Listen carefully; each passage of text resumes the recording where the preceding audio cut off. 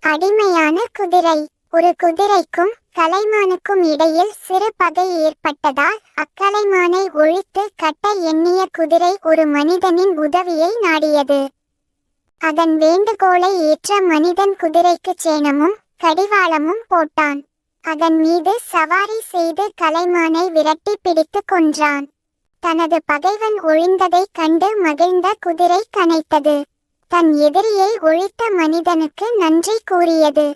தன் கடிவாளத்தை நீக்கி தன்னை விடுவிக்கும்படி வேண்டியது.